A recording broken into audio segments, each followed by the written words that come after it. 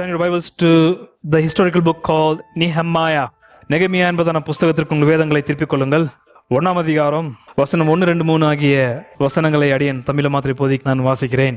அகலியாவின் குமாரனாகிய நெகமியாவின் நடபடிகள் 20ஆம் வருஷம் கிஸ்லேயு மாதத்தில் நான் சூசான் என்னும் அரமனையில் இருக்கும்போது சம்பவித்தது என்னவென்றால், என் சகோதரரில் ஒருவனாகிய அனானியும் வேற சில மனுஷரும் யூதாவிலிருந்து வந்தார்கள். அவர்களிடத்தில் நான் சிறையிருப்பில் மீண்டு தப்பின யூதரின் செய்தியையும் எருசலேமின் செய்தியையும் விசாரித்தேன். அதற்கு அவர்கள், சிறையிருப்பில் மீந்திருக்கிறவர்கள் அந்த தேசத்திலே மகா தீங்கையும் நிந்தையையும் அனுபவிக்கிறார்கள். எருசலேமின் அலங்கம் இடிபட்டது, அதன் வாசல்கள் அக்கினியால் சுட்டரிக்கப்பட்டதுமாய் கிடைக்கிறது என்றார்கள். சில செய்திகள் அது குடும்பத்திற்குள்ளான செய்தியுமா இருக்கலாம், அல்லது குடும்பத்திற்கு வெளியே நடக்கிற சில சம்பவத்தின் செய்தியா இருக்கலாம்.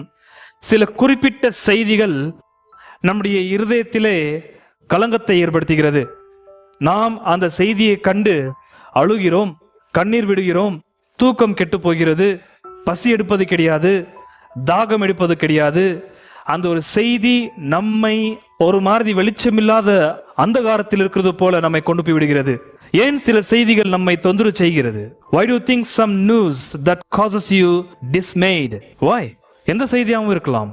மரண செய்தியா இருக்கலாம், ஆக்சிடென்ட் செய்தியா இருக்கலாம், பிறப்பின் செய்தியா இருக்கலாம், வியாதியின் செய்தியா இருக்கலாம், நீங்கள் கொடுத்த பணம் திடீரென்று காணாம போன என்பதான செய்தி வரலாம்.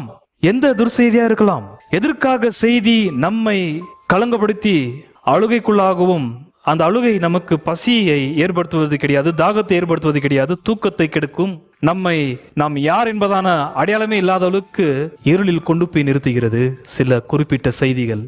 அப்படிப்பட்ட செய்திகள் உங்கள் செவில ஏன் செவில விழும் பொழுது நாம் என்ன செய்ய வேண்டும் என்பதை இன்றைக்கு அந்த ஆலோசனையோடு கூட இந்த புஸ்தகத்தை துவக்க விரும்புகிறேன். நெகமியாவுக்கு ஒரு செய்தி வருகிறது. அந்த செய்தி நிமித்தமாய் நெகமியா செத்த மனுஷன் போல ஒரு இடத்துல உட்கார்ந்துறார், அழுறாரு, புலம்புறாரு, பசி எடுக்காமல் தாகம் எடுக்காமல் உபவாசத்தில் தரித்திருக்கிறார், தூக்கம் இல்லாமல் 2-3 மாதங்களாக ஒரே ஒரு செய்தி அவருடைய சமாதானத்தை கெடுத்தது, அவருடைய சுகமான தூக்கத்தை கெடுத்தது. அந்த ஒரு செய்தியை அவர் நன்மையின் செய்தியாக, அவருக்கு விருப்பமான செய்தியாக, மறுபடியும் அவரை நல்ல நிலைமைக்கு கொண்டு வர செய்தியாக மாற்றும் வரைக்கும், அவருடைய செவில விழும் வரைக்கும் அவருடைய நார்மல் ஸ்டேட் ஆஃப் பீயிங், அவருடைய சாதாரணமான ஒரு நல் சமாதானத்தின் வாழ்வு கெட்டு போனது. பிகாஸ் ஒன் நியூஸ், ஒரு செய்தி அவரை ரொம்ப தொந்தரவு செய்தது. சில செய்திகள் உங்களுக்கு அப்படி செஞ்சிருக்கலாம், இல்ல வருங்காலங்களில் அப்படியாப்பட்ட செய்தி உங்களை அப்படி ஆக்கலாம். You become abnormal person. நானா இது என்பதான ஒரு நிலைமைக்கு உங்களை பார்த்து நீங்களே பரிதாபப்படுற அளவுக்கு ஒண்ணுமே ஆயிருக்காது. Only news make you like that. செய்திகள் உங்களையும் என்ன அப்படி பண்ணுது. ஏன்? News goes to the inner being. செய்திகள் காது வழியாக ஸ்ட்ரைட்டா போறது இருதயத்திற்கு. That causes us abnormal. ஒன்று கோபத்தை ஏற்படுத்துது, அழு செய்து குற்றுணர்வு ஏற்படுத்தும். ஆக மொத்தத்தில் ஒரு செய்தியானது நம்முடைய இருதயத்தில் பிரவேசித்து நம்மை சாதாரணமா இருந்த நம்மை விகாரமான ஒரு நிலைக்கு அந்த செய்தி நம்மை கொண்டு போகுது. காரணம், அந்த செய்தி போய் தாக்குறது இருதயத்தை. நெகமியா காதுல போய் விழுந்த ஒரு செய்தி அந்த மனுஷனை தலைகீழான ஒரு மனுஷனை ஆக்கினது. அந்த மனுஷனை பார்க்கும் பொழுது, இவர் நான் ஆரம்பத்துல பார்த்தது போல இல்லை, இவர் மாறி இருக்கிறார் என்று ஜனங்கள் பார்த்து சொல்ற அளவுக்கு நெகமியா மாறிட்டாரு. 2ஆம் அதிகார வசனம் 1ல நெகமியா ராஜாவுக்கு முன்னாடி போய் நிற்கும் பொழுது ராஜா நெகமியா பார்த்து சொல்ற வார்த்தை 2ஆம் அதிகார வசனம் 1-2 வாசிக்கிறேன். அர்த்தசஷ்டா ராஜாவின் 20ஆம் வருஷம் நிசான் மாதத்திலே திராட்சரசம் ராஜாவுக்கு முன்பாக வைத்திருக்கையில் நான் அதை எடுத்து அவருக்கு கொடுத்தேன். நான் முன் ஒருபோதும் அவர் சமூகத்தில் துக்கமாய் இருந்ததில்லை.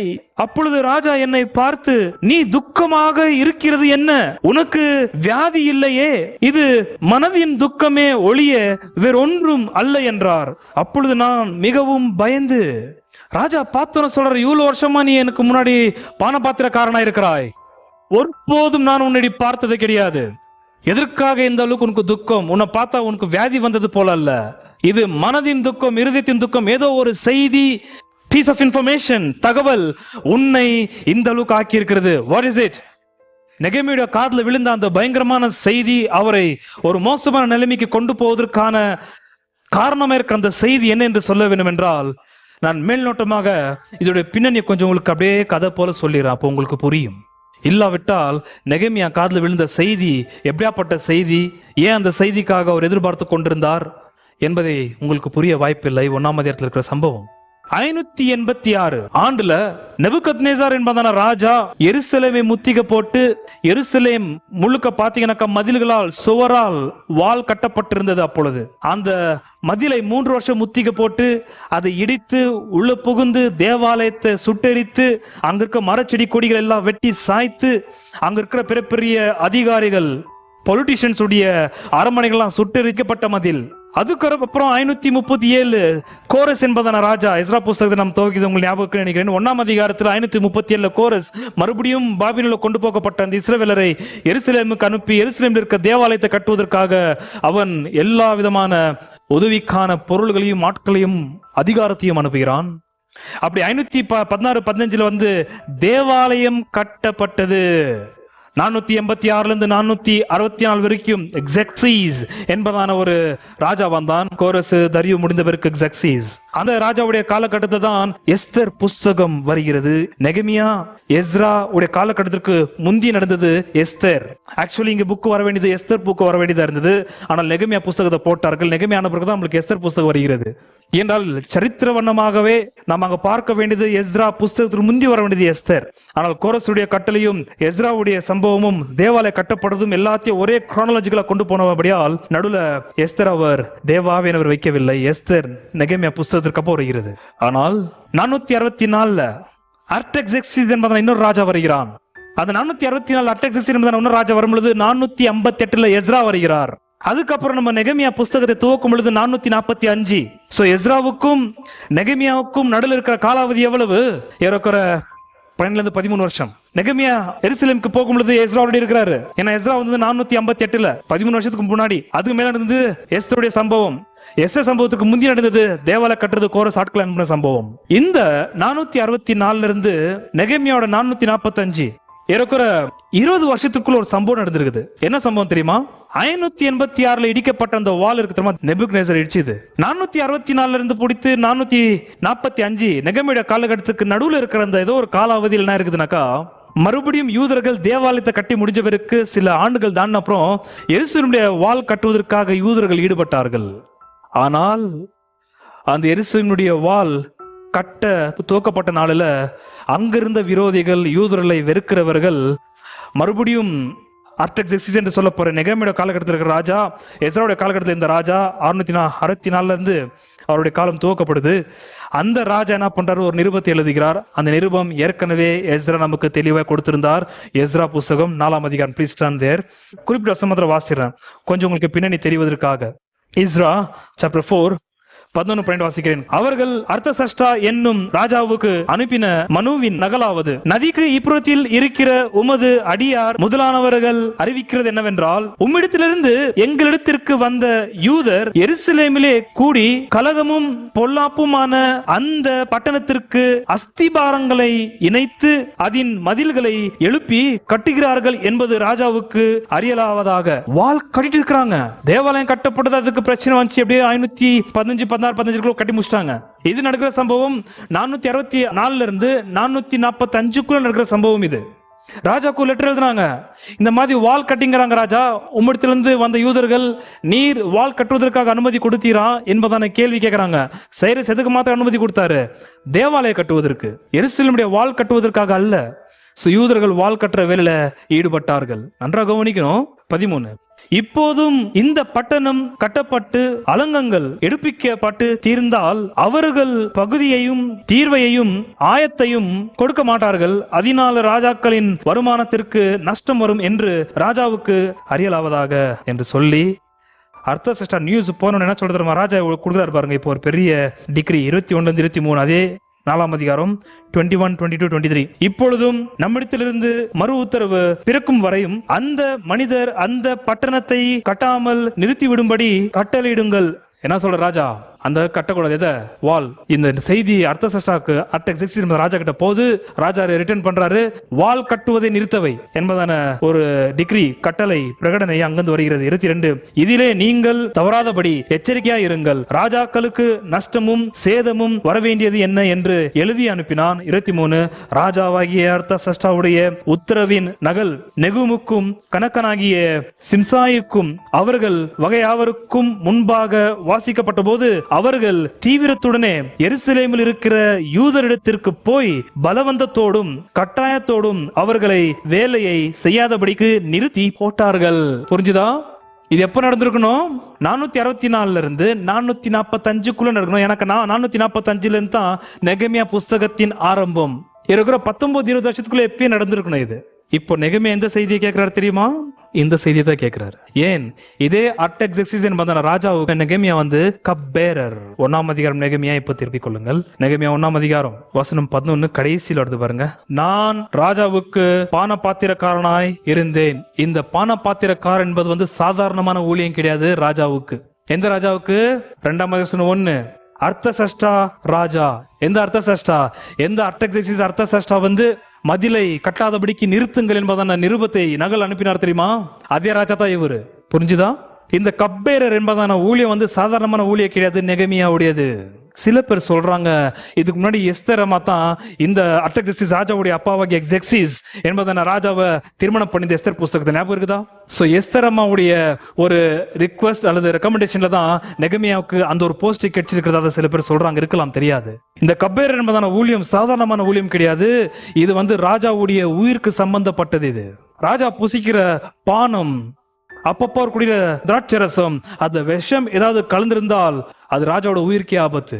ஆகையால் தான் அந்த பான பாத்திரன் அவருக்கு என்ன கொடுப்பாரோ கொடுப்பதற்கு முந்தி அதுல இருந்து சிறு பங்கை எடுத்து புசித்து பார்த்துதான் கொடுப்பார். அந்த அளவுக்கு ராஜா இந்த பான பாத்திரக்காரனை மனப்பூர்வமாய் நம்புகிறவன். ரொம்ப நெருங்கிய சிநேகிதன் போல நடத்துவார்கள் இந்த ராஜாக்கள் பான பாத்திரக்காரரை. ஆகையால் அர்த்தசஷ்டஸ் என்பதான ராஜா எழுதும் பொழுது இந்த மாதிரி வால் கட்டுறது நிறுத்துங்கள் என்று சொல்லும் பொழுது யாருக்கு கண்டிப்பா தெரிஞ்சிருக்கணும்? நெகமியாக்கு தெரிஞ்சிருக்கணும். ஆனா லெட்டர் அங்க போச்சு. அங்க லெட்டர் போன பிறகு மதில் கட்டி முடிச்சிட்டாங்களா அல்லது நிறுத்தப்பட்டதா இடிக்கப்பட்டதா அங்க என்ன நடந்துச்சு என்பதான செய்தி யாருக்கு வரல? நெகமியாக்கு வரல. ஏன்? நெகமியா ராஜாவுடைய சன்னிதானத்தை விட்டு போக வாய்ப்பே இல்லை. ராஜா பக்கத்திலே இருக்கணும். ராஜா கேட்கும் போது என்ன கொடுக்கணும்? திராட்சை ரசத்தை கொடுக்க வேண்டும். லெட்டர் போயிருக்கு, நிறுத்துங்க அப்படின்னு நெகமியா ஒண்ணுமே சொல்லவில்லை அந்த நேரத்திலே. ஏன்? ஞாபகம் இருக்குதா? எஸ்தர் புஸ்தகத்தை நீங்கள் வாசிக்கும் பொழுது எஸ்தருடைய சித்தப்பா இருக்கிற மொர்தெகாய் சொன்ன வார்த்தை எஸ்தருக்கு, நீ ஒருபோதும் யூதா ஸ்திரீ என்று யாருக்குமே தெரியக்கூடாது. கடைசி வரைக்கும் மூடி மறைச்சார் அவரு. நெகமியா ஒரு யூதன் என்று இந்த அர்த்தசஷ்டஸ் ராஜாக்கு ஆரம்பத்தை தெரியுமா தெரியாதா எனக்கு தெரியல. ஆனா நெகமியாக்கு நியூஸ் தெரியும். இந்த மாதிரி ஆட்கள் இருந்து லெட்டர் வந்திருக்குது, அரமைக்கு பாஷையில வாசிக்கிறாங்க. வாசிக்கும் போது தெரிய வருது, கடிட்டா காவலத்தை எந்த ராஜா உள்ள போக முடியாது, இவங்கள்ட்ட வரி வாங்க முடியாது, இவங்க எல்லா ராஜா புறங்கடிக்கிற பயங்கரமான யூதர்கள் இவர்கள் என்று ஹிஸ்டரி எடுத்துப்பாரு. தாவீது, சாலமோன் அவங்களுடைய ராஜாக்களை எடுத்துப்பாரு என்ன பண்ணிருக்காங்க அப்படின்னு இந்த அர்த்தசஷ்டஸ் எடுத்து எல்லாம் ரீட் பண்ண பார்க்கும்போது எப்ப rebellious nation the Jewish people are, எப்போதும் எதிர்ப்பு தெரிவிக்கிற ஒரு யூதர்கள் இவர்கள் மற்ற ராஜாவுக்கு என்று புரிந்தவுடன் தான் நிறுத்துறாரு. ஆனா போன அந்த ஒரு லெட்டருடைய சம்பவம் என்ன ஆச்சு அவருக்கு ஒன்னும் புரியல. இன்னும் காத்துட்டு இருக்கிறாரு. இவரால எருசலேமுக்கு போக வாய்ப்பில்லை. எருசலேமில் வருகிற ஆட்கள் நேரடியா நெகமியாவும் அரமனைக்குள்ளாக ராஜா கிட்ட போய் பிரவேசித்து சந்திக்கத்தக்கதாகவும் வாய்ப்பு இல்லை. பட் ஒரு சம்பவம் நடக்குது. இப்ப நெகமியா புஸ்தகம் 1ஆம் அதிகாரம் 1 அகலியாவின் குமாரனாகிய நெகமியாவின் நடபடிகள் 20ஆம் வருஷம் கிஸ்லேயு மாதத்தில், 20ஆம் வருஷம் என்று சொல்லும் பொழுது 445 இந்த வருஷம்.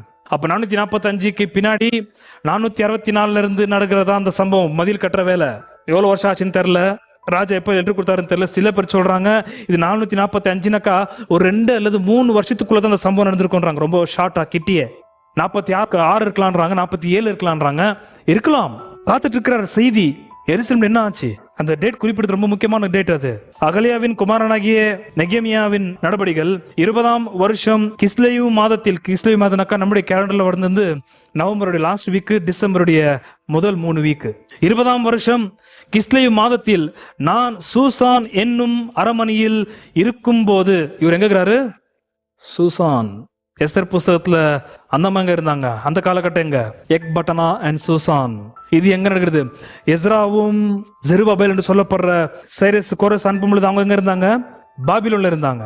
பாபிலோன்ல இருந்து கொஞ்சம் மேல போனீங்கன்னாக்கா பர்சியாவுடைய தலைநகரமா இருக்கிற பெரிய பெரிய அரண்மனைகள் நிறைந்த இடம் வந்து ஒன்னு சூசான். இந்த இடத்துல தான் யார் இருக்கிறது? அர்டக்சஸ் ராஜா. அந்த ராஜாவோட அரண்மனை வந்து இந்த இடத்துல இருக்குது. அங்க வந்து நெகமியா என்னவா இருக்கிறாரு? பானபாத்திரக்காரனாய் பணிவிடை செய்து கொண்டு வருகிறார். எப்போ? 445 நம்முடைய கணக்குப்படி பார்த்தாக்கா டிசம்பர் மாதத்துல ஏதோ ஒரு குறிப்பிட்ட நாள். அந்த நாள்ல நெகமியா கூட பிறந்த சில சகோதரர்கள், ஒரு சகோதரன் நெகமியா பார்க்க போறாரு. மற்ற யூதர்களை கூட்டுக்கு, ஏன்னா சொந்த குடும்பத்தின் அங்கத்தினர் இருக்கிறபடியால் நெகமியா பார்ப்பதற்கு ஒரு அனுமதி உண்டு. 1-2 அகலியாவின் குமாரனாகிய நெகமியாவின் நடவடிகள் 20ஆம் வருஷம் கிஸ்லேயு மாதத்தில் நான் சூசான் என்னும் அரமனையில் இருக்கும்போது சம்பவித்தது என்னவென்றால், என் சகோதரரில் ஒருவனாகிய அனானியும் வேற சில மனுஷரும் யூதேவிலிருந்து வந்தார்கள். அவர்களிடத்தில் நான் சிறையிருப்பில் மீந்து தப்பின யூதரின் செய்தியையும் எருசலேமின் செய்தியையும் விசாரித்தேன். அதற்கு அவர்கள், சிறையிருப்பில் மீந்திருக்கிறவர்கள் அந்த தேசத்திலே மகா தீங்கையும் நிந்தையையும் அனுபவிக்கிறார்கள். எருசலேமின் அலங்கம் இடிபட்டதும் அதன் வாசல்கள் அக்கினியால் சுட்டரிக்கப்பட்டதுமாய் கிடக்கிறது என்றார்கள். பின்னணி புரியுதா? நெகமியா காத்திருந்தார். என்ன ஆச்சு? எருசலேம்ல மதில் கட்டுவதற்காக துவக்கப்பட்ட அந்த நல்ல ஊழியம் என்ன ஆச்சு? ராஜா ஏமுடித்தான் ஒரு பெரிய லெட்டர் வந்து டிகிரியை எழுதி அனுப்பினார், நிறுத்துங்கள் சீக்கிரமா என்று. நிறுத்தப்பட்டுச்சா இல்லையா? அவருடைய சொந்த சகோதரன் ஒருவன் அனனி என்று சொல்லப்படுற நபர் போகிறார். கூட இருக்க மற்ற யூதர்களும் போறாங்க. நெகமியா அவங்கள பார்த்து கேட்கிற முதல் கேள்வி, கோரஸ் அமிச்சார் 50,000 பேரு. அதுக்கப்புறம் எஸ்ரா கூட கொண்டு போனார் இன்னொரு 5,000 பேரு. அந்த யூதர்கள் என்ன ஆனார்கள்? இந்த 50,000-60,000 பேரை வச்சுக்கின்னு மதில் கட்டினீங்களே எருசலேம்து, அந்த வேலை என்ன ஆச்சு? ஆலயம் கட்டப்பட்டது இவருக்கு நல்லா தெரியும். ஆலயக்கு ஒன்றும் பிரச்சனை வரல. இவருக்கு தெரிய வேண்டியது யூதர்கள், பிறகு எருசலேமுடைய வால். What happen? அதற்கு இந்த யூதர்கள், முக்கியமாக அவங்க அண்ணன் சகோதரன் சொல்ற பதில் வசனம் 3, அதற்கு அவர்கள், சிறையிருப்பில் மீந்திருக்கிறவர்கள் அந்த தேசத்திலே மகா தீமையையும் நிந்தையையும் அனுபவிக்கிறார்கள். எருசலேமின் அலங்கம் இடிக்கப்பட்டதும் அதன் வாசல்கள் அக்கினியால் சுட்டரிக்கப்பட்டதும் கிடைக்கிறது என்றார்கள். 2 விஷயம். 1, still pagan people oppress. புறஜாதிகள் இன்னும் யூதர்களை நிந்திக்கிறார்கள். முதலாவது reproach. நிந்திக்கிற வார்த்தைக்கு அர்த்தம் தெரியுமா? நிந்திக்கிறார்கள், நிந்தனைக்குள்ளாக போனார்கள் யூதர்கள் என்று சொல்லும் பொழுது என்ன அர்த்தம்? இன்னும் புறஜாதிகள் கால் வைக்கிற இடத்துல இவர்கள் முதுகு கொடுக்க வேண்டியதா இருக்கிறது. அது ரொம்ப தூரம் இல்லைங்க. நம்ம இந்திய தேசத்திலும் சில 20-30 வருஷத்துக்கு முந்தி இருந்தது. காஸ்ட் சிஸ்டம், ஜாதி, கீழ் ஜாதியான ஆட்கள் மேல் ஜாதி ஆட்கள் வரும் பொழுது அவங்களுடைய செருப்பு தொடுகிறதும் அவங்க முதுமேல கால் வச்சு ஏறி போறதுமா இருந்தது. கர்த்தருடைய தயவிலே அதெல்லாம் ஏறக்குற 90% மாறி இருக்கிறது.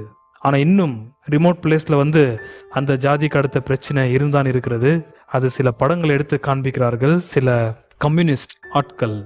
இங்க நிந்திக்கிறார்கள் வார்த்தைக்கு அர்த்தம் இன்னும் புறஜாதிகள் யூதர்களை அடிமைப்படுத்தி கால் மிதிக்கிற இடத்துல தான் வைத்திருக்கிறார்கள் என்று நெகமியாக்கு செய்தி போகுது. செகண்ட் திங், மதில் இடிக்கப்பட்டது, எருசலேமுடைய கேட்டு அக்கினியால் சுட்டரிக்கப்பட்டது. இந்த செய்தி கேட்கிறார் அவர் காதுல. What happen?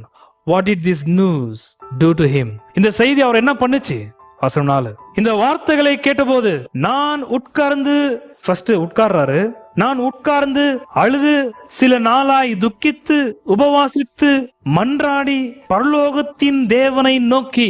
இந்த ஒரு செய்தி நெகமியாவுக்கு பெரிய ஒரு பாதிப்பை ஏற்படுத்தினது. என்னுடைய முதல் கேள்வி வந்து, இந்த செய்திக்கும் நெகமியா துக்கப்படுவதற்கும் காரணம் என்ன? நெகமியா நல்ல இடத்துல இருக்கிறாரு, நல்ல ஒரு செல்வந்தமான ஒரு பணிவிடையில் ஈடுபட்டிருக்கிறாரு, பெரிய ஐஸ்வர்யவான், அவரும் அவருடைய வீட்டாரும் எல்லாம் சேஃபா செக்யூர்டா தான் இருக்கிறாங்க, அவருக்கு எந்த பிரச்சனையும் கிடையாது. பின்ன எதற்காக நெகமியாவுக்கு இந்த செய்தியை கேட்ட உடனே ரொம்ப பெரிய பாதிப்பு உண்டாகிறது? எதற்காக நெகமியாவுக்கு இந்த வாளை பத்தி அந்த அளவுக்கு ஒரு கரிசனை? தேவாலயத்தை பத்தி உள்ள ஒரு கரிசனை இருந்தாலும் பரவாயில்ல. எஸ்ராவுக்கு இருந்தது, ஹகியாய் தீர்க்கதரிசி, ஜக்காரியா தீர்க்கதரிசிகளுக்கு இருந்தது, ஜெருபாபேல் என்பதான ராஜா உடைய வம்சத்தில் வந்த யூதனுக்கு இருந்தது. அவர்களுக்கு தேவாலயத்தில் உள்ள ஒரு கரிசனை இருந்தது என்றால் அது முக்கியமான ஒரு விஷயம். அதை பத்தி அதிகமா இங்க பேசியிருக்கிறேன். எதற்காக நெகமியாவுக்கு எருசலேமை சூழ்ந்து கட்டப்பட்ட அந்த மதில், அந்த சுவர் மீது அந்த அளவுக்கு அவருக்கு ரொம்ப பெரிய ஒரு கவலையும் பாரமா இருக்கிறது. why that wall? ஒன்னு புரிந்து கொள்ள வேண்டும். நம்ம செவில விழுற எந்த செய்தியா இருந்தாலும், அது குழந்தைகள் செத்த செய்தியா இருக்கலாம், பெண்களை கற்பழித்த செய்திகளா இருக்கலாம், நம்ம நாட்டுல நடந்திருக்கலாம், நம்முடைய ஏரியாவில் நடந்திருக்கலாம், நம்முடைய சொந்தத்தில் நடந்திருக்கலாம். எந்த ஒரு பொல்லாத செய்தியை நீங்களும் நானும் கேட்ட உடனே நம்மை கலங்க பண்ணுவதற்கான காரணம் என்ன என்று கேட்டால் உங்களிடத்துல பதில் இல்லை. ஆனால் இந்த இடத்துல அந்த செய்தி நெகமியாவை அழுகைக்குள்ளாகவும் பசியை எடுத்து போடவும் தூக்கத்தை கெடுக்கவும் 3-4 மாசம் அவர் அப்படியே ஆயிடுறாரு, ஒல்லி ஆயிடுறாரு, தூக்கம் இல்லை அவருக்கு. ராஜா பார்க்கும் பொழுது இது உனக்குள்ள ஏதோ ஒரு பெரிய விஷயத்தை வைத்திருக்கிறாய்.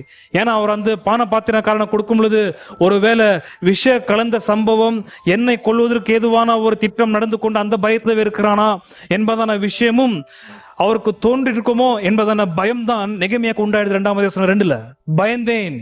ஆனா அவர் தப்பா எடுத்துக்கிறாருனாக்கா, ஒரு இந்த பானம் பார்த்து இந்த ரசத்துல ஏதோ விஷயம் கழுது இருக்கிறியா, அந்த பயத்தை தான் குத்துங்கிறியா, எனக்கு அத்தான் ஒரு கலக்கம் ஏற்பட்டு இருக்குதா, இது குறித்து ரொம்ப நாள் திட்டம் போட்டிருந்தியா என்பதான எண்ணங்கள் அஸ்ட்ரகசிஸ்ஸாவுடைய மனசுல சீக்கிரம் ஏற வாய்ப்பு இருக்கிறது. ஆகையால் தான் நெகமியா பயந்தான். என்னுடைய கேள்வி, நெகமியாவுக்கு அந்த வாழ குறித்தான கவலை என்ன? why? let me inform you one thing. ஒரு விஷயத்தை நான் உங்களுக்கு சொல்ல விரும்புகிறேன். உங்களுக்கு நன்றாய் தெரியும், நார்த்ல சில ஐ திங்க் 2018 நினைக்கிறேன், ஒரு 7 வயது உள்ள பெண்ணை கற்பழித்தது உங்களுக்கு தெரியுமா? பாலித்தீன் கவர்ல போட்டு அந்த குழந்தையை நாசமாக்குன செய்தி கேட்டிருக்கீங்களா நீங்க? 2018 ஆச்சுங்க அது நார்த்ல. அது ஒட்டுமொத்த இந்தியாவையும் ரொம்ப ஃபிளாஷ் நியூஸா வந்து பயங்கரமான ஒரு தாக்கத்தை ஏற்படுத்தினது. அந்த செய்தி அதுக்கப்புறம் என்ன ஆச்சுன்னே தெரியல. அந்த சம்பவம் நடந்து ஒரு 3 நாள் தான் ஆச்சு. ரொம்ப பரவலா இருக்கிறது. எப்படி அந்த பொண்ணை, அந்த சிறு குழந்தைய வந்து மனோமகப்படுத்தி கொன்றார்கள் என்பதை வந்து அவர் அழுதுக்குன்னு ஆக்ஷன் பண்ணி காட்டுறாரு. அவருக்கும் பேர பசங்களா இருக்கு. சொல்லுப்பா தம்பி சொல்லு, கடவுள்னு ஒருத்தர் இருந்தா அப்படி ஆகுமான்னு கேள்வி கேட்டார். என்ன பச்சை குழந்தை எப்படியா பண்ணுவானுங்க அப்படின்னு கொண்டு தான பிறகு கடவுள் இப்படி இருந்தா பண்ணுவாரா இல்லையான்ற கேள்வியை பார்க்கிலும் இதை வைத்து கடவுள் உங்களுக்கு ஏதாவது செய்தி அனுப்புறாரான்றது நீங்க யோசிக்க கூடாதா? It is not the just question to ask whether God is or not. The right question is, do God convey some news through this horrific incident? இந்த சம்பவத்திலிருந்து தேவன் ஏதாவது உங்களுக்கு தகவல் கொடுக்கிறாரா, ஏதாவது உங்களுக்கு செய்தி அனுப்புறாரா? நீங்க அது பார்க்க கூடாதா? தீமையை நடந்த உடனே கடவுள் இருக்கிறாரா இல்லையான்னு நீங்க கேள்வி கேட்டீங்க இல்லையா? இந்த மாதிரியான சம்பவம் உங்க குடும்பத்துல நடக்கல, உங்க பசங்க நல்லா இருக்காங்க தானே, அப்ப அதை வச்சு கடவுள் இருக்கிறான்னு எடுத்துக்கிட்டா, அந்த பெண்ணுக்கு அந்த குழந்தையோட குடும்பத்திற்கு தீமை நடந்தால கடவுள் இல்ல, ஓகே, உங்களுக்கு அது சம்பவம் நடக்கல, அப்ப கடவுள் இருக்கிறான்னு எடுத்துக்கிட்டா, இது கேட்ட கேள்வி வந்து கடவுள் இருக்கிறாரா இல்லையான்ற கேள்வி இல்ல சார். நீ கேட்க வேண்டிய கேள்வி, இதை வச்சு என்ன தேவன் சுஷ்டி கர்த்தர் எனக்கு தகவல் சொல்ல விரும்புகிறார்? பயங்கரமான செய்தி தான். அந்த நீங்கள் நான் இருந்தால் உயிரை கொடுத்து அந்த குழந்தையை காப்பாத்திருப்போம், செத்தாலும் பரவாயில்ல என்று. என்னுடைய கேள்வி, கர்த்தர் சுஷ்டி தேவன் இதை வச்சு உனக்கு தான் தகவல் சொல்ல விரும்புறாரா? இதை ஏன் அலோவ் பண்றாரு? தேவன் ஒருத்தர் இந்த வியாபமா நீ கேள்வி கேட்கிறியே, அதே தேவன் ஒருவேளை ஏதாவது உனக்கு தகவல் சொல்ல விரும்புறாரா? அதை வச்சு அங்க நடந்து உன் வீட்டுக்கிட்ட வந்து நடப்பது ரொம்ப தூரம் இல்லை தம்பி, ஜாக்கிரதையில தான் சொல்ல வராரா? நெகமியா இந்த ஒரு மதில் இடிக்கப்பட்டது குறித்துதான செய்தியில் இருக்கிற முக்கியமான கருப்பொருளை கண்டுபிடித்தான். அதுதான் அவரை ரொம்ப தொந்தரவு செய்தது. என்ன புரிஞ்சுனார் தெரியுமா? நெகமியா 1 இந்த வார்த்தைகளை கேட்டபோது நான் உட்கார்ந்து அழுது சில நாளாய் துக்கித்து உபவாசித்து மன்றாடி. அடுத்த வார்த்தை என்ன? பரலோகத்தின் தேவனை நோக்கி, வசனம் 5, பரலோகத்தின் தேவனாகிய கர்த்தாவே. யூதன் அந்த வார்த்தையை பயன்படுத்த மாட்டான். ஆபிரகாமின் தேவனே, ஈசாக்கின் தேவனே, யாக்கோபின் தேவனே, எங்க பூர்வ பிதாக்களின் தேவனே, கர்த்தாவே என்பதான பதத்தை உபயோகப்படுத்துவார்கள் யூதர்கள். பரலோகத்தின் தேவன் என்று பயன்படுத்துவது புறஜாதிகள் யாரெல்லாம் கர்த்தர் அறிந்தார்களோ அவர்கள். சைரஸ் சொன்னான் பரலோகத்தின் தேவன், நெபுகத்நேசர் சொன்னான் பரலோகத்தின் தேவன், இதே அர்டக்செக்ஸிஸ் எஸ்ரா அனுப்பும்போது சொன்னான் பரலோகத்தின் தேவன் என்று. யூதர்கள் எப்போதும் பரலோகத்தின் தேவன் என்று பொதுவாக சொல்ல மாட்டார்கள். இந்த செய்தியை கேட்ட உடனே நெகமியா வாயில வர்றது வந்து பூர்வ பிதாக்களின் தேவன் என்பதன பெயரை சொல்லாமல் பரலோகத்தின் தேவன் என்பதன பெயரை பயன்படுத்துகிறார். வை? மதில்கள் இடிக்கப்பட்டதும், கேட்ஸ் அதன் வாசல்கள் சுட்டரிக்கப்பட்டதும் என்பதன செய்தியை கேட்டவுடன் அவருக்கு ஒண்ணு புரிஞ்சது. காட் ஆஃப் த பைபிள், அவர் கவர்னன்ட் காட், உடன்படிக்கையின் கர்த்தர் எங்களை புறஜாதிகளை போலதான் ட்ரீட் பண்ணி கொண்டிருக்கிறார். அவர் God treated us just like he is being treating the people of the nations. உலகத்தாரை எப்படி கர்த்தர் நடத்துகிறாரோ அதே போலதான் இப்போ எங்களையும் நடத்துகிறார் என்று நன்றாக புரிந்து கொண்டான் நெகமியா. Therefore wall was breached, gates were burned. People were stampeded. யூதர்கள் மிதிக்கப்பட்டதற்கும் சுவர் இடிக்கப்பட்டதற்கும் வாசல்கள் சுட்டரிக்கப்பட்டதற்கும் என்ன காரணம் என்று கேட்கும் பொழுது நெகமியா சொல்ற வார்த்தை, எங்களையும் ஒரு புறஜாதிகள் போலதான் நீர் நடத்தி கொண்டிருக்கிறீர் எங்கள் தேவனே. That's the message நெகமியா got. ஏதாவது துஷ்ட செய்தி குடும்பத்திலும் வெளியிலும் நடக்கிறது உங்க காதுல விழுந்தால், please notice what the God of the Bible or what the creator of this universe would like to convey. இந்த சர்வலோகத்தின் சுஷ்டி கர்த்தர் உங்களுக்கு இந்த பொல்லாத செய்தினால் ஏதாவது தகவல் சொல்ல விரும்புகிறாரா என்பதை நீங்கள் நான் ஆராய்ந்து பார்க்க வேண்டியதா இருக்கிறது. அவர் குறை சொல்வதற்கும் குற்றம் சொல்வதற்கல்ல அந்த சம்பவத்தை கர்த்தர் நம்ம காதில் விழ பண்ணுவதற்கு காரணம். He has something to convey. அது தெளிவாய் புரிஞ்சது நெகமியாவுக்கு. அப்ப எங்களுக்கும் உலகத்தார்க்க வித்தியாசம் இல்லையா ஆண்டவரே? நோ. எங்களையும் ஒரு புறஜாதிகள் போலத்தை நடத்துகிறீரா? எஸ். அதுதான் அவர் ஒரு இடத்துல செத்த பொணம் போல உட்கார வைத்தது. அதுதான் அவரை அழுக வைத்தது. அதுதான் அவரை புலம்ப வைத்தது. அதுதான் அவருக்கு பசியும் தாகத்தை ஏற்படுத்தல. என்னையும் ஒரு புறஜாத்தியத்தை பார்க்கிறாரா என் கர்த்தர்? ஆமா, ப்ளீஸ் அன்பானவர்களே, எங்கேயோ செய்தி நடந்துச்சு, எனக்கு அதுக்கு சம்பந்தம் இல்லைன்னு சொல்லி ஐயோ சொல்லிட்டு பரிதாபப்பட்டு விட்டுறாதீங்க. அதுக்காக அந்த செய்தி, அந்த நியூஸ் உங்க காதுல என் காதுல விழல. அதுல கர்த்தருடைய ஒரு வாய்ஸ், கர்த்தருடைய சத்தம் அதுல இருக்குது. கர்த்தர் சில மோசமான சம்பவங்களின் செய்தி உங்க காதுல என் காதுல ஸ்பெசிஃபிக்கா வந்து விழுனா, ஸ்டாப். நடந்த விஷயம் ஓகே, இதுக்கான காரணம் சிபிஐ ஆகட்டும், அதை என்கொயரி பண்ற எந்த ஒரு டிபார்ட்மெண்ட் ஆகட்டும், இந்த ரீசன் கொடுக்கலாம். என் கர்த்தர் கொடுக்குற ரீசன் என்ன? இப்போ உங்களுக்கு தெரியும், இந்த விஜயோடைய ஸ்டாம்பீட் நடந்த சம்பவம், அவருக்கு ஏதோ சிபிஐல என்கொயரி எனக்குதுல 40 பேர் 41 பேர் செத்தாங்கன்னு நினைக்கிறேன்ல, உங்களுக்கு நன்றா தெரியும். சிரிப்பு அது கண்ணால் பார்க்காதவங்க யாரும் இல்லைன்னு நினைக்கிறேன். டிவியெல்லாம் போட்டு காட்டியிருப்பாங்க, மொபைல் நீங்கள் பார்த்துருப்பீங்க, ரைட்? நானும் பார்த்தேன். என்னத்தான் அது என்ன? அது உங்களுக்கு தெரிய வர்றது என்ன? அது உங்களுக்கு ஒரு நியூஸும் படுறது இல்லையா? உங்களுக்கு கர்த்தர் அதை பேசினி இல்லையா? 41 பேர் செத்து போயிட்டாங்களே, வாட் இஸ் இட்? என் நிமித்தம் ஒருவன் ஜீவனை விட்டால் அந்த ஜீவனை மறுபடியும் அடையவான் இயேசுநாதர் சொன்னது. கர்த்தராக இயேசு கிறிஸ்துவை நம்பி ஜீவனை கொடுக்கிறவர்களுக்கு ஜீவன் நிச்சயமா உண்டாகும். பூமியில் இருக்கிற மனுஷனை நம்பி ஜீவனை கொடுக்கிறவர்களுக்கு மரணம் தான் உண்டாகும். திருப்ப அந்த ஜீவன் ரீட்டன் ஆகவே ஆகாது. That is what I learn it. பரலோகத்தில் பார்க்க முடியுமா? வரும் ராஜ்யத்தில் பார்க்க முடியுமா அவர்களை? ஆனா கிறிஸ்துவை நம்பி என்னை கொன்றாலும் பரவாயில்ல, இதுதான் கிறிஸ்துவுக்காக இருக்கிற வாழ்க்கை நான் வாழ்ந்து கொண்டிருக்கிறேன் என்று கிறிஸ்துவ கூட ஜீவனை ஒப்பு கொடுத்து கிறிஸ்து சொல்ற வார்த்தை, என் நிமித்தமாய் ஒருவன் ஜீவனை ஒப்பு கொடுத்தால் இழந்தவனே, ஆனால் அந்த ஜீவன் மறுபடியும் இழந்து போகாதபடிக்கு நித்திய நித்தியமா இருக்கும் என்று இயேசுநாதர் வாக்கு பண்ணியிருக்கிறார். அந்த செய்தியிலிருந்து நான் புரிந்து கொண்டது, மக்கள் கிறிஸ்துவை தவிர, ஆண்டவராகிய இயேசுநாதரை தவிர வேறு யாரிடத்திலாவது தங்களுடைய உடலையும் ஜீவனை ஒப்பு கொடுத்தால் ஜீவனை இழந்து போவார்கள். கிறிஸ்துவ கிட்ட ஜீவனை கொடுத்தால் ஜீவன் எழுந்து போக வாய்ப்பே இல்லை. ஒரு துர்செய்தியிலே கர்த்தருடைய செய்தி உங்களுக்கும் எனக்கும் அடங்கி இருக்குது அன்பானவர்களே. அது ஏதோ ஒரு இயற்கையின் சம்பவம், அசம்பாவம் என்று தயவுசெய்து உலகத்தார் சொல்லிட்டோம், நீங்க சொல்லாதீங்க. ஏன்? வானத்தையும் பூமியும் ஆண்டு கொள்ளுகிறவர் என்னுடைய கர்த்தர். இங்க ஒரு பூ அசையனாக்கா அது கர்த்தருக்கு தெரியாமல் அசையாது. என் கர்த்தர் தான் ஆண்டு கொண்டிருக்கிறார். நெகமியாவுக்கு புரிந்தது. My God treated me just like he treats the world through this bad news. இந்த துர்செய்தினாலே நெகமியாவுடைய இருதயத்தில் பட்டது, என்னக்கும் உலகத்தானுக்கும் சம்பந்தம் இல்லாத அளவுக்கு கர்த்தர் என்ன நடத்துறார் என்று. ஆகையால் அவர் கூப்பிடுறாரு, பரலோகத்தின் தேவனே. இது புறஜாதிகள் கூப்பிடுறது, பரலோகத்தின் தேவனே. ஏன் கர்த்தரை ட்ரீட் பண்ணார் தெரியுமா? Exactly true. நெகமியா அந்த செய்தியிலிருந்து அவர் கற்றுக்கொண்டது மெய்யான ஒரு விஷயம். அது கொரோனா காலத்துல நீங்க கத்துக்கொண்டது என்ன? ஒன்னும் இல்லையா? திருப்ப பயோவாரம் வந்து என்ன பண்றீங்க? ஒண்ணுமே கத்துக்கல. வருஷ கணக்கா லாக்டவுன் பண்ணி பஞ்சத்திலையும் பாசிட்டிவ்லையும் வார்த்தையாத்தானுங்க. கர்த்தர் உங்கள்கிட்ட அதுல ஒன்றும் பேசவே இல்லையா?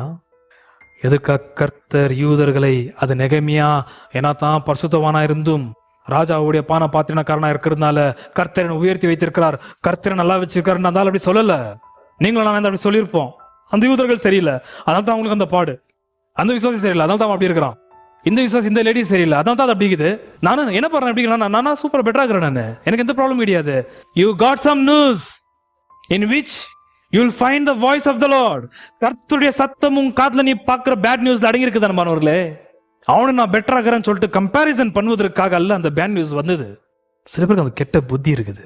கம்பேரிசன் பண்றதுக்காக அவனுக்கு பேட் நியூஸ் காதுல வந்துச்சு, அவனுக்கு நாசமா போனானா, நாசமா போயிட்டான், உண்மை தான். அந்த செய்தி உனக்கு வந்தனால நீ கம்பேர் பண்ணிக்கிறியா நான் பெட்ரு அவங்களோடன்ட்டு.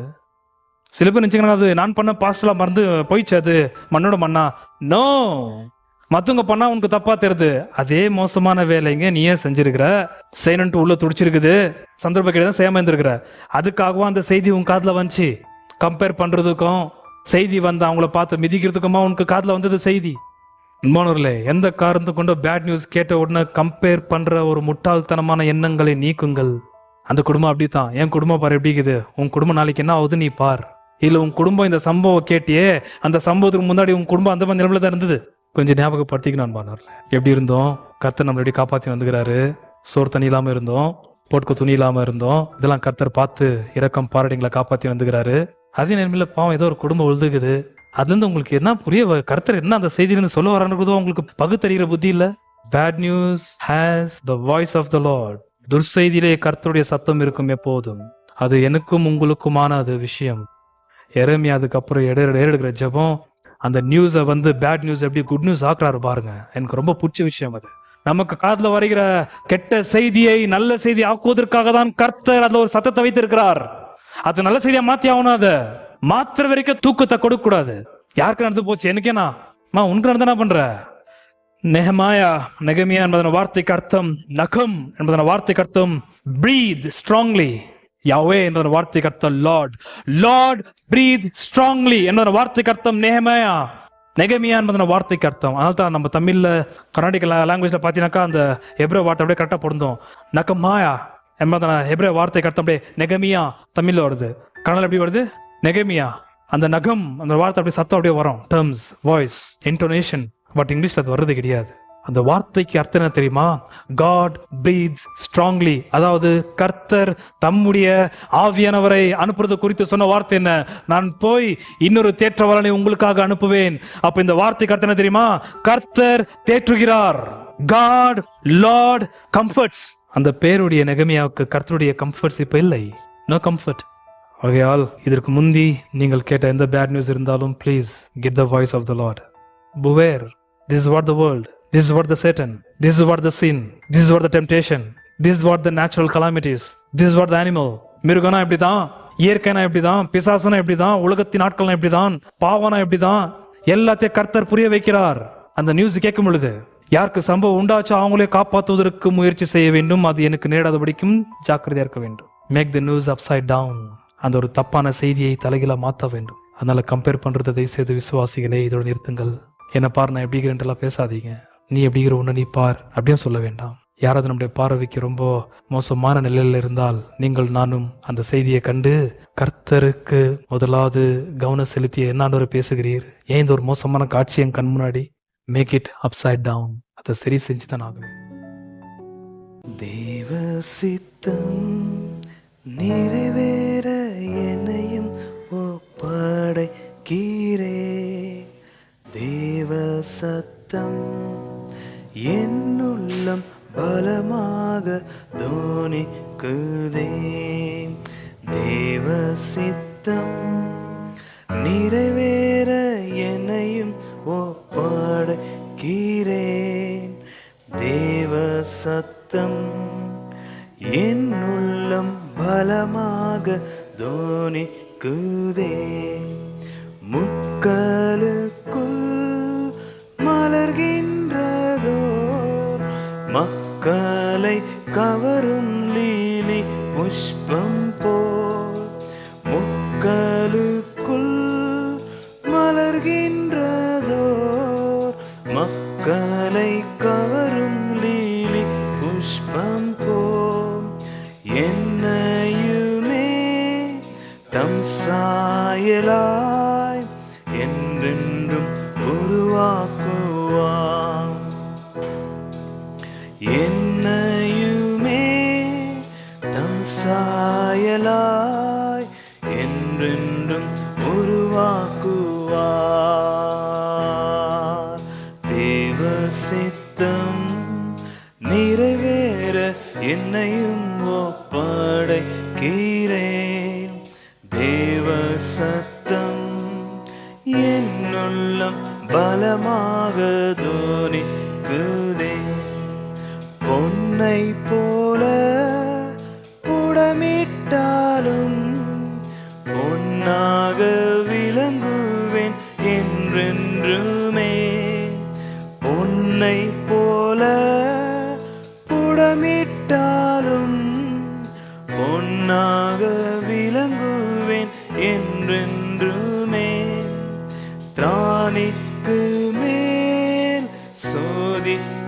வீடார் தாங்கிட பலனளிப்பார். திராணிக்கு மேல் சோதித்திடார் தாங்கிட பலனளிப்பார். தேவ சித்தம் நிறைவேற எனையும் ஒப்படைக்கிறேன்.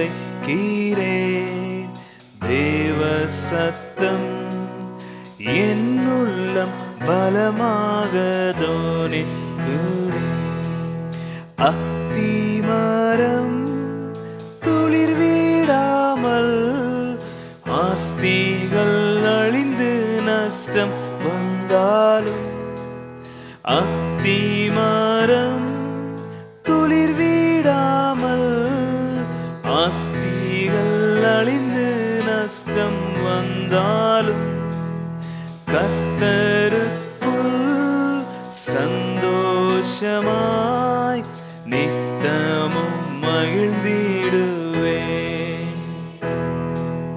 கர்த்தருக்குள் சந்தோஷமாய் நித்தமும் மகிழ்ந்திடுவேன்.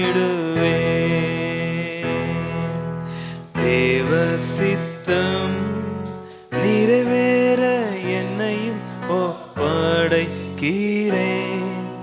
தேவ சத்தம் என்னுள்ளம் பலமாக தோணிக்குதே. நீதிமானை அனுதினமும் சோதிக்க பல்வேறு துன்பம் வந்தும், நீதிமானை அனுதினமும் சோதிக்க பல்வேறு துன்பம் வந்தும், கர்த்தர் அன்பை விட்டு நீங்கா சுத்தனா நிலைத்திருப்பே. ஹல்லேலூயா.